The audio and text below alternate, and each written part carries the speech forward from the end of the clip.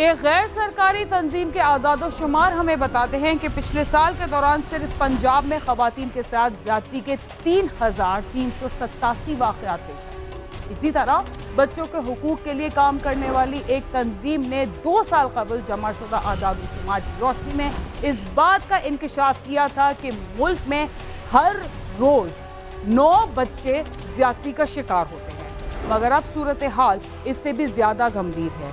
यूं लगता है जैसे कुछ बेरहम दरिंदे शहरों की गलियों में खवातीन और बच्चों को ढूंढते फिर रहे हों, मगर हम ये इल्ज़ाम तो दरिंदों पर भी नहीं लगा सकते, इसलिए कि उनमें भी ये तमीज़ तो पाई जाती है कि वो अपने जैसे जानवरों का गोश्त खाते हैं और ना ही उनके बच्चों को चीर फाड़ कर अपनी हवस पूरी करते हैं।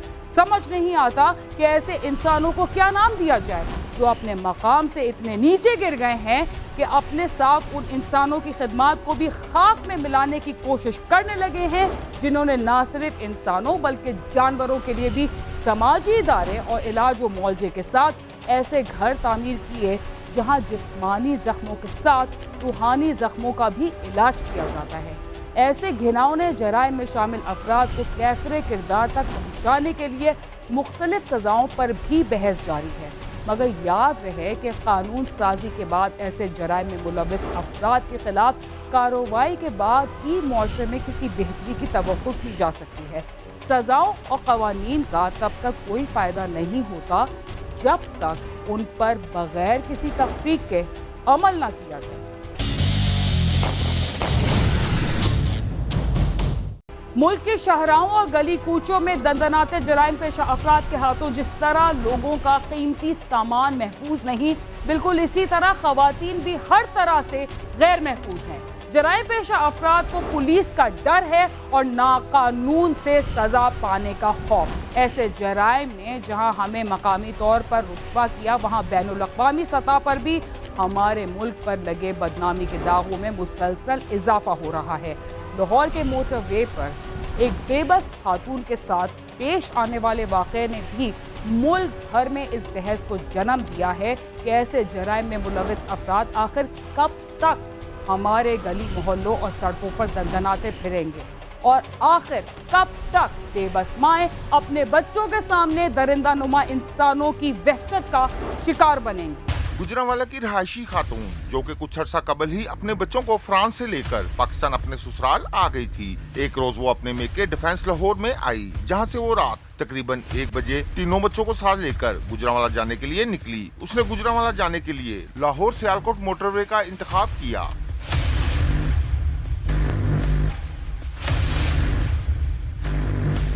खातून जैसे ही मोटरवे टाल प्लाजा से गुजरी, कुछ दूर जाकर अचानक गाड़ी बंद होने लगी। खातून ने देखा तो गाड़ी में पेट्रोल बिल्कुल खत्म हो चुका था। खातून ने जैसे तैसे गाड़ी को सड़क किनारे रोका और गुजरांवाला एक रिश्तेदार को फोन करके आगाह किया, जिसने उसे मोटरवे हेल्पलाइन पर राब्ता करने का मशवरा दिया और कहा कि वो भी रवाना हो रहा है, जल्द पहुंच जाएगा। खातून ने मोटरवे हेल्पलाइन पर कॉल की, जिन्होंने उसे FWO से राब्ता करने का कहा और FWO ने उन्हें मकामी पुलिस से 15 पर राब्ता करने का कहा। नतीजा ये निकला, खातून थक हार कर अपने अजीज के इंतजार में बैठ गई।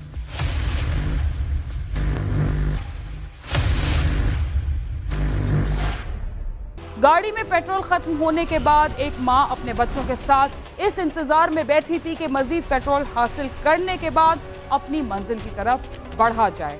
वो बच्चों के साथ बातों और लाड प्यार में मसरूफ थी, मगर उसे मालूम नहीं था कि उसके साथ क्या सलूक होने वाला है। वाज़ेह रहे कि लाहौर सियालकोट मोटरवे पर अभी तक national highways and motorway police ने चार्ज नहीं संभाला और कोई भी जिम्मेदारी और मदद फराहम करने को तैयार न हुआ। खातून गाड़ी में बच्चों से बातें कर रही थी कि अचानक 2 नौजवान गाड़ी के पास आए। उन्हें देखकर खातून घबरा गई। फौरी तौर पर गाड़ी को लॉक कर लिया। एक नौजवान ने खातून की तरफ असला तान कर बाहर आने का इशारा किया, मगर खातून ने गाड़ी ना खोली, जिस पर मुलजमान ने गाड़ी का शीशा तोड़ डाला। खातून से जेवरात, नकदी वगैरह छीन ली।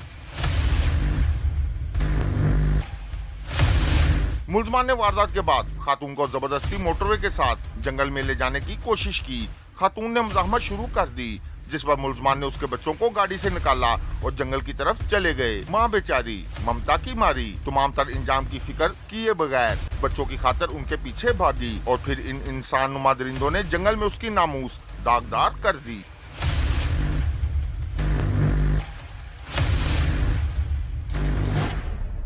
खातून के साथ बच्चों के सामने जो सलूक हुआ, पुलिस ने उसका मुकदमा तो दर्ज कर लिया मगर फौरी तौर पर कोई मजीद कार्रवाई नहीं की गई। ये वाकया कैसे मंजर-ए-आम पर आया और उसने किस तरह पूरे मुल्क को झंझोड़ कर रख दिया, आइए जानते हैं। दूसरी जानिब चंद राहगीरों ने खातून के साथ वारदात होती देखकर पुलिस को इतला कर दी थी।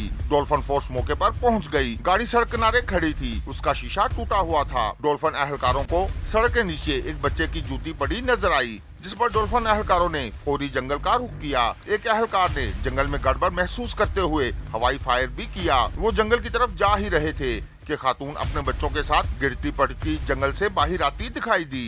इस दौरान खातून के रिश्तेदार भी गुजरांवाला से वहां पहुंच गए। फौरी तौर पर आला पुलिस हुकाम को वाक़े की इतला दी गई। खातून को फौरी तिब्बी इमदाद के लिए अस्पताल ले जाया गया, जहां तिब्बी इमदाद के बाद उसका तिब्बी मुआयना करवाकर पुलिस ने नामालूम अफराद के खिलाफ डकैती और ज्यादती का मुकदमा दर्ज कर लिया।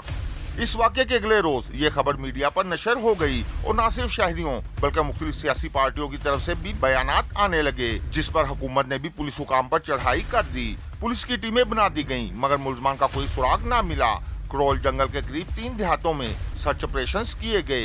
कई मशकूक अफराद को हिरासत में लिया गया और उनका DNA भी करवाया गया।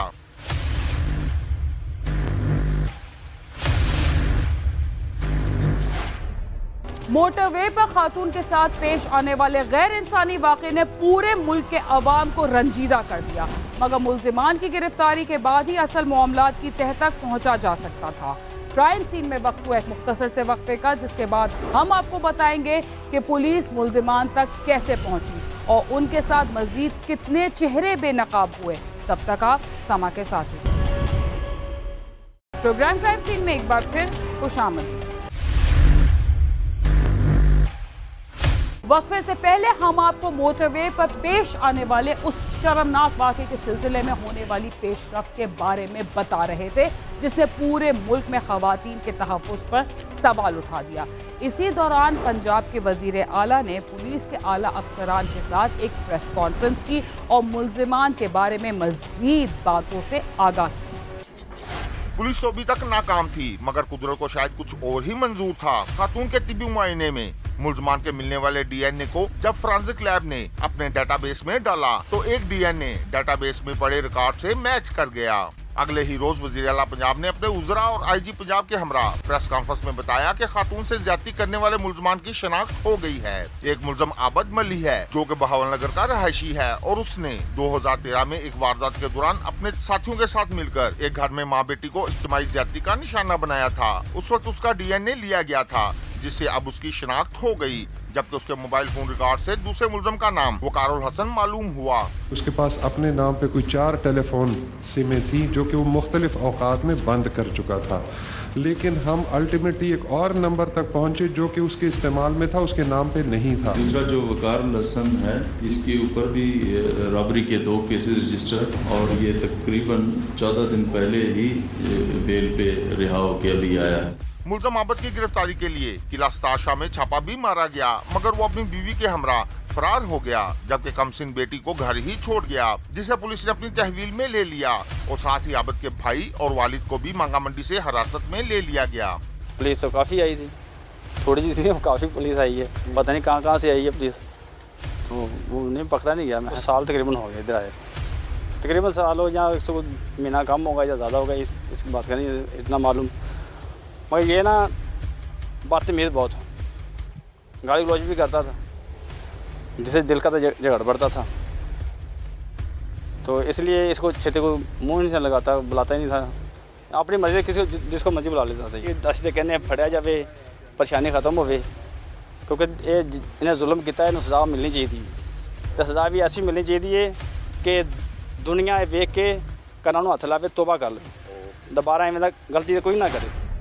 जैसा कि आप जानते हैं कि पुलिस के आला अफसरान ने वाक़े में मुलविस मुल्जिमान की गिरफ्तारी के सिलसिले में मुख्तलिफ बयानात दिए और मीडिया पर भी इस सिलसिले में बहुत सारी अफवाहें उड़ती रही। इसी दौरान एक शख्स पुलिस के पास पहुंचा और वाक़े में मुलविस अफराद की निशानदेही के साथ उसने जो इंकशाफात किए उसने पुलिस की तफ्तीश को एक और नया मोड़ दे दिया। हुकूमत की तरफ से मुलजमान को जल्द गिरफ्तार करने की यकीन दहानी भी करवाई गई, मगर अगले ही रोज हुकूमती दावे उस वक्त शक की लपेट में आ गए जब एक मुबैना मुलजम वकारुल हसन अपने वालिदैन के हमरा CIA मॉडल टाउन पहुंच गया और बताया कि वो मुलजम नहीं, उसे इस वाक़े में गलत मुलविस किया गया है।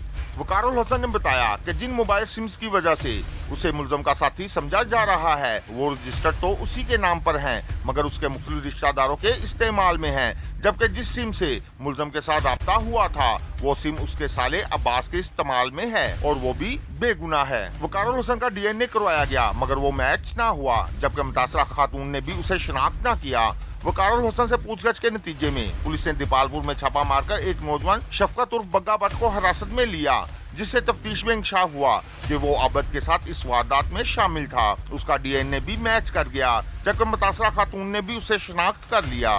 मुलजम शफकत ने बताया कि वो आबिद के कहने पर अपने एक साथी इकबाल उर्फ बाला मिस्त्री को भी लेकर आया था। तीनों करोल जंगल में वारदात की नीयत से बैठे थे। उन्होंने गाड़ी घड़ी देखी तो पहले उसका जायजा लिया, जब देखा कि सिर्फ खातून और बच्चे हैं तो वो वारदात के लिए आगे बढ़े। इस मौके पर इकबाल ने वारदात में शामिल होने से इनकार कर दिया और वहाँ से चला गया, जिसके बाद आबिद और शफकत ने वारदात की। मुलजम का कहना है कि उन्होंने शराब भी पी रखी थी। खातून गाड़ी से निकलने पर तैयार ना थी, जिस पर उसके बच्चों को यरगमाल बना लिया तो वो मजबूर हो गई।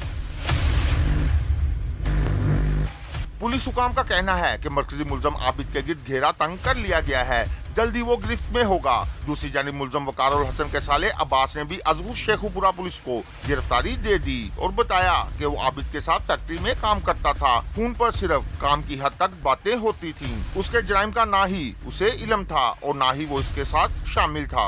एक मुलजम गिरफ्तार हो गया और दूसरा भी जल्द कानून की गिरफ्त में होगा। अब मुख्तलिफ तंजीमों, सियासी पार्टियों और सिविल सोसाइटी की तरफ से कहा जा रहा है कि मुलजमान को सरेआम फांसी दी जाए और सिर्फ उस इंसान को फांसी दी जाए, क्योंकि हम इंसाफ चाहते हैं ताकि आइंदा आने वाली से कभी भी किसी के साथ ये दोबारा प्रॉब्लम ना हो। ऐसा एनवायरनमेंट क्रिएट किया जाए by the government and by the policy makers, जिसकी वजह से औरतें अपने आप को सेफ फील करें और हम लोग जब बाहर निकलें तो हमें ये एक डर ना हो। मोटरवे ज्यादती केस की बाज़गश्त अब असम्बली के ऐवानों में भी हो रही है। फौरी कानून साजी करके सरेआम फांसी की सजा का मुतालबा किया जा रहा है, जबकि ऐसे मुलजमान को ऑपरेशन करके नकारा बनाने की तजावीज भी दी जा रही हैं। खुद वजीर आजम इमरान खान ने भी एक निजी टीवी को इंटरव्यू देते हुए ये बात कह डाली। वैसे तो मुल्क भर में खवातीन के साथ जुल्म और तशद्दुद और ज्यादती के वाक़यात में मुसलसल इजाफा हो रहा है, मगर पंजाब में खवातीन के साथ ऐसे वाक़यात में ज़्यादा तेज़ी आई है। आइए नज़र डालते हैं पंजाब में रवा साल के दौरान ज़्यादती और इज्तिमाई ज़्यादती के वाक़यात पर और जानते हैं अब तक ऐसे कितने वाक़यात रिपोर्ट हो चुके हैं। अदाद-ओ-शुमार के मुताबिक सूबे में साल 2018 में ज्यादती के 2900 से ज्यादा वाक़यात रिपोर्ट हुए, जो कि साल 2019 में 3300 से बढ़ गए और अब साल 2020 के पहले 7 माह के दौरान पंजाब में ज्यादती के 2000 से ज्यादा, जबकि इज्तिमाई ज्यादती के 111 वाक़यात रिपोर्ट हो चुके हैं।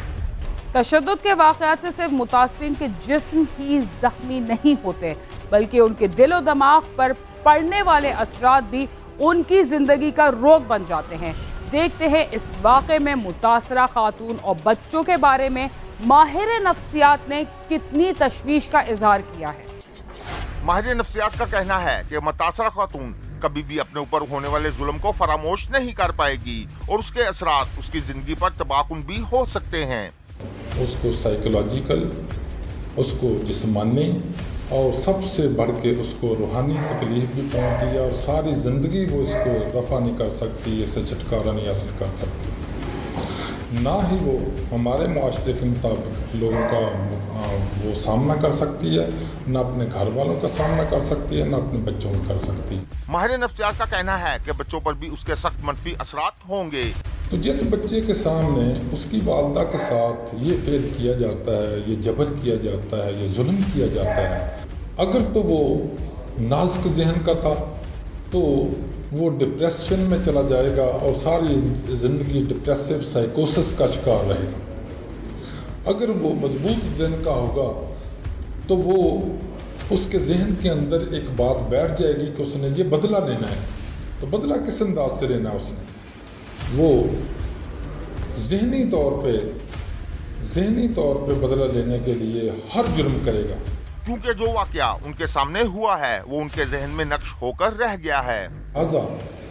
ये दोनों बच्चों और औरत, उनका साइकोलॉजिकल डिप्रेशन या साइकोलॉजिकल ब्रेकडाउन जितनी ज़्यादा हो जाती है, सारी ज़िंदगी वो उसको नहीं भुला सकते और सारी ज़िंदगी उनके तमाम अतवार से वो वाज़े भी होती है कि कोई न कोई उनके साथ वक़ूआ ज़रूर हुआ है। पुलिस की तरफ से मुलजमान के सूलतकारों की गिरफ्तारी का सिलसिला जारी है। मुलजम इकबाल उर्फ बाला मिस्त्री को भी गिरफ्तार कर लिया गया है, जबकि मुलजमान के साबिक रिकॉर्ड की जांच भी की जा रही है। मुलजम शफकत को अदालत में पेश करके उसका रिमांड हासिल कर लिया गया है। देखना ये है कि हुकूमत किस तरह इस केस को ऐसे मंतकी इंजाम तक पहुँचाएगी कि जराइम पेशा अनासर को इबरत हो।